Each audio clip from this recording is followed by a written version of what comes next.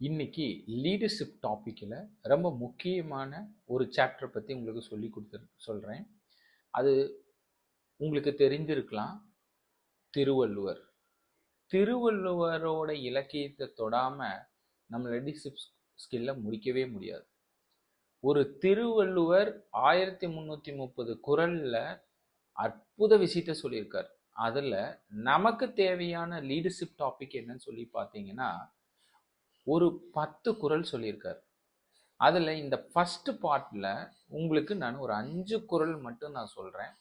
நீங்கள் எடுத்து படிங்க. அது உங்களுக்கு லீடர்ஷிப் ஸ்கில்லை மிகைப்படுத்தி கொடுக்கும், நல்ல திறன் வளர்த்து கொடுக்கும்.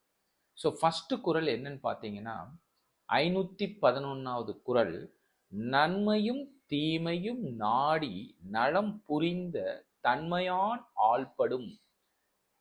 நன்மையும் தீமையும் நாடி நலம் புரிந்த தன்மையான் ஆள்படும். இதோட தமிழ் விளக்கம் என்னன்னு பார்த்தீங்கன்னா, ஒரு செயலில் நல்லதும் தீமையும் ஆராய்ந்து நல்லதை தேர்ந்தெடுக்கும் அறிவும் நற்பண்பும் உள்ளவரையே வேலைக்கு நியமிக்க வேண்டும். அப்போ நீங்க ஒரு வேலையால இன்டர்வியூ பண்ணும்போது, செலக்ட் பண்ணும்போது, அவரு நல்லதையும் கெட்டதையும் ஆராயும் தன்மை அவருக்குள்ள இருக்கா அப்படின்னு நீங்க இன்டர்வியூ பண்ணணும். ஒரு டீம் ஃபார்ம் பண்ணும்போது, ஒரு ஆர்கனைசேஷன்ல நம்ம ஒரு சக்சஸ்ஃபுல் லீடர், ஹெச்ஓடி, ஒரு கிரேட் மேனேஜர், ஒரு கிரேட் சூப்பர்வைசரா இருக்கும்போது, நம்ம ரிலேட்டிவ் துரத்தி கொடுத்தாங்க, நம்ம தெரிஞ்சவங்க கொண்டு வந்து சேர்த்து விட்டாங்க அப்படின்னு திங்க் பண்ணி டீம் ஃபார்ம் பண்ணீங்க அப்படின்னா அந்த டீம்ஸ் ஜெயிக்கவே ஜெயிக்காது.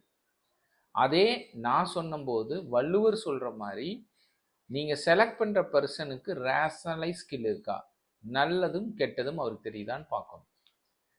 அது இங்கிலீஷ்ல சொல்றேன் பாருங்க, மீனிங்க உங்களுக்கு புரியும். A person should be employed, a manager should be employed only if he has the wisdom to examine both the good and the bad in any matter and choose the right path.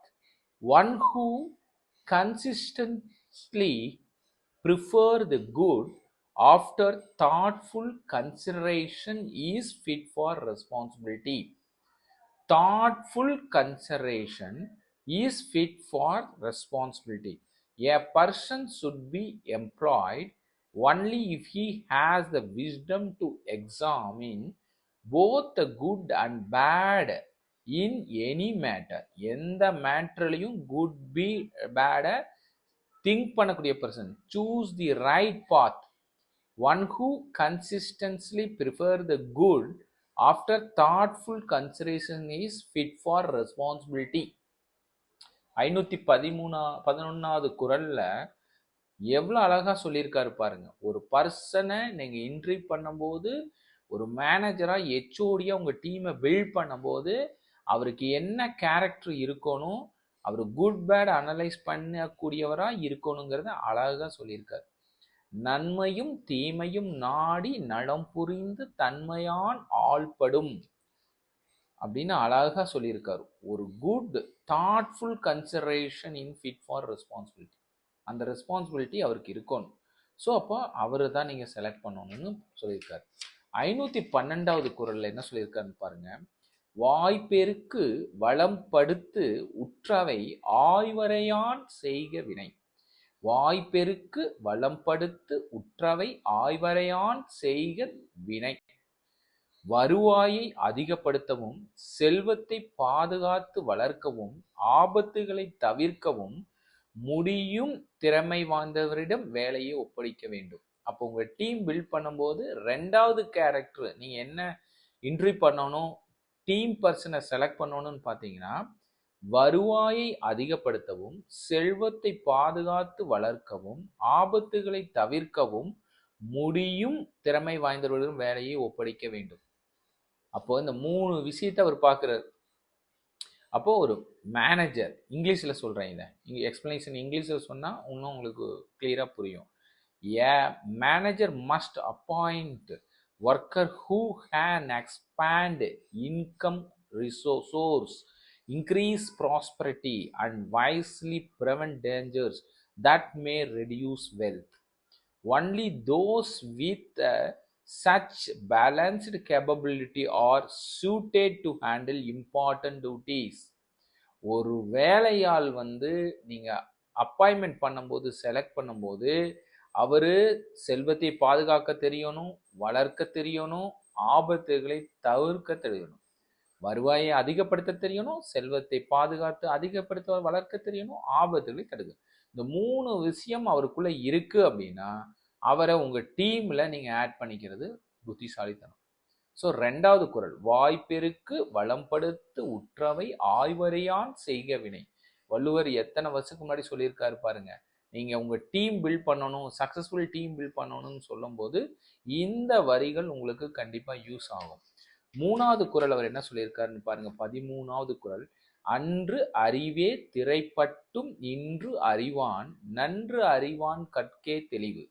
அன்று அறிவே திரைப்பட்டும் இன்று அறிவான் நன்று அறிவான் கற்கே தெளிவு அப்படின்னு சொல்லியிருக்கார். இதோட தமிழ் பொருள் என்ன?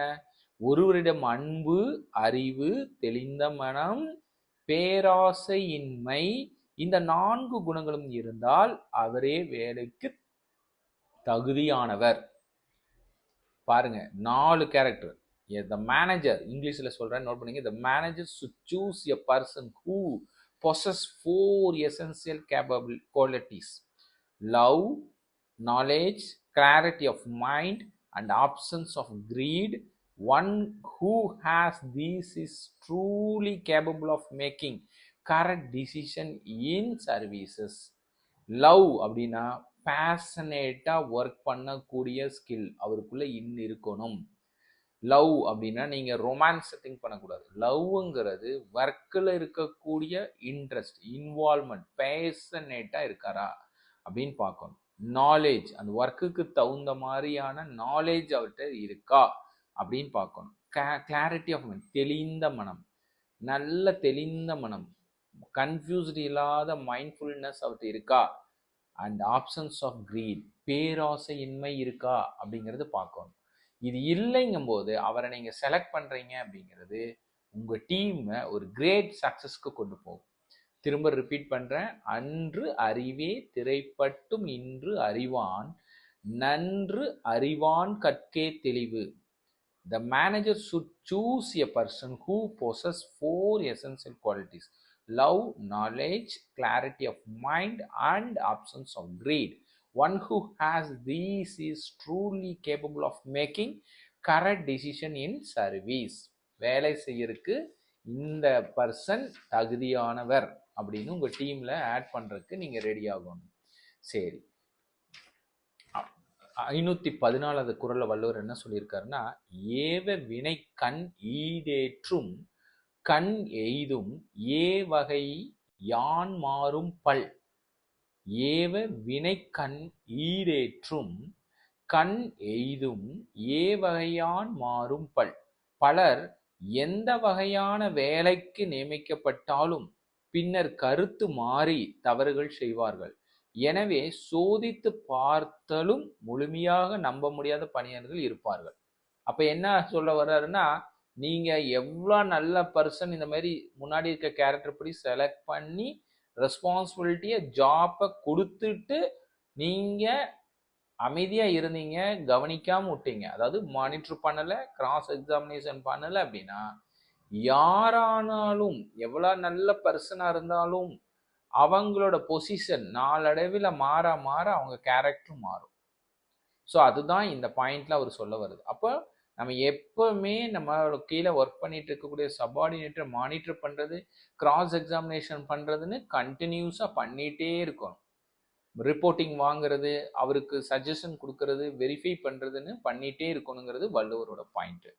இங்கிலீஷில் சொல்றேன், even after assigning work and testing their ability, many workers may change in behavior or fail due to their nature. Thus, human nature is unpredictable and diligence in supervision is always required. Diligence in supervision is always required. நம்ம அடிக்கடி அவங்களோட visit பண்ணி அவங்களோட நம்ம interact பண்ணி அவங்கள monitor பண்ணிருக்கோம், cross check பண்ணிருக்கிறது ரொம்ப முக்கியம். ஏன்னா ஹியூமன் நேச்சர் அன்பிரிடிக்டபிள் சேஞ்சஸ் ஆகிட்டே இருக்கும். யாரை நீங்கள் அப்பாயின்மெண்ட் பண்ணியிருந்தாலும் சரி, அந்த கடவுளே உங்களுக்கு கீழே போட்டிருந்தாலும் சரி, அவரும் அந்த பதவி போக போக கொஞ்ச நாள்ல அவரும் மாறதுக்கு சான்ஸ் இருக்கு. ஸோ எஸ் எ லீடர் நீங்கள் எந்த அளவுக்கு மானிட்டர் பண்ணுறீங்க, எந்த அளவுக்கு கிராஸ் எக்ஸாமினேஷன் பண்ணுறீங்க, ப்ராப்பராக ரிப்போர்ட் வாங்குறீங்கன்னு பொறுத்து அவங்க ஒரு சக்ஸஸ்ஃபுல் பர்சனாக உங்களோட கன்டினியூ பண்ணிட்டு இருப்பாங்க. 515வது குறள். அறிந்தற்கரையான் வினை நிகழும் அன்று அறிவறிந்த அற்றாங்கு ஆவன காற்று. அறிந்தற்கரையான் வினை நிகழும் அன்று அறிவறிந்த அற்றாங்கு ஆவனர் காற்று. இதோட தமிழ் விளக்கம் என்ன? சாதாரணமாக அறிவு இருந்தால் மட்டும் போதாது, செய்யும் திறன் உள்ளவரால் மட்டுமே வேலை செய்ய முடியும். திரும்ப படிக்கிறேன். இதுல என்ன முக்கியம்னு நீங்களே திங்க் பண்ணி பாருங்க. சாதாரணமாக அறிவு இருந்தால் மட்டும் போதாது, இல்ல பேரறிவு இருந்தால் மட்டும் போதாது, அதிக அறிவு இருந்தால் மட்டும் போதாது, பேரறிவு இருந்தாலும் மட்டும் போதும். அப்ப என்ன வேணும்? செயல்திறன் உள்ளவரால் மட்டுமே செயலை சிறப்பாக செய்ய முடியும். What is meaning? அவர் குரல்ல சொல்ற முக்கியமான வேர்டு என்னன்னு பார்த்தீங்கன்னா செயல்திறன், ஆக்ஷன். ஒரு பர்சன் நெக்ஸ்ட் ஸ்டெப் எடுத்து வைக்கக்கூடிய திறன் இருக்காரா, அவருக்கு ஆக்ஷன் ஸ்கில் இருக்கா, அவரை தான் சொல்றாரு அவர் வள்ளுவர். அப்போ செயல் அப்படி திறன் உள்ளவராக இருக்கிறாராங்கிறத நீங்க செக் பண்ணணுமே தவிர, நாலேஜா இருக்காரு, பேரறிவோடு இருக்காரு அவரு அப்படின்னு நினைச்சு அவர் வேலைக்கு நீங்க இருக்கக்கூடாது. ஸோ இங்கிலீஷ் எக்ஸ்பிளேஷன் என்னது? Knowledge alone is not enough. A manager is work succeed only when entrusted to those who have both knowledge and ability to act. A merely lame man without practical skill is incomplete. Practical knowledge இல்லை, action skill இல்லை, extra act பண்ண தெரியல, அவருக்கு ஒரு step எடுத்து வைக்க தெரியல, இவர் இந்த வேலையை செய்ய திறன் இல்லை அப்படிங்கும்போது அவர் பேராண்மையா இருக்காரு, நாலேஜா இருக்கு, ரெக்கமெண்டேஷன்ல இருக்காருன்னு சொல்லி அவரெல்லாம் செலக்ட் பண்ணி உங்க டீம்ல போட்டீங்க அப்படின்னா கண்டிப்பா உங்க டீம் சக்சஸா இருக்காது. ஆனா செயல்திறன் இருக்கக்கூடிய பர்சனா இருக்காரு, சாதாரண அறிவு இருக்கு அப்படின்னாலும் கூட அவரை நீங்க அப்பாயின்மெண்ட் பண்ணீங்கன்னா அவரு பேரறிவு உள்ள பர்சனா மாறுவாரு. அவரு செயல் வேலை செய்யணுங்கிற எண்ணம் உள்ளவராகும் போது அவர் சிறப்பான செயல் உங்களுக்கு கொடுப்பாரு, பெஸ்ட் ரிசல்ட் கொடுப்பாரு, பெஸ்ட் ப்ராடக்டிவிட்டி கொடுப்பாரு. ஸோ அதனால இதை நோட் பண்ணிக்கோங்க. வள்ளுவரோட குறள். ஒரு எம்ப்ளாயை, ஒரு டீமை எப்படி பில்ட் பண்ணுவீங்க, செலக்ட் பண்ணுவீங்கன்னு சொல்லியிருக்காரு. இது first part. Second part next டாபிக்ல சொல்லித்தரேன். Thank you all.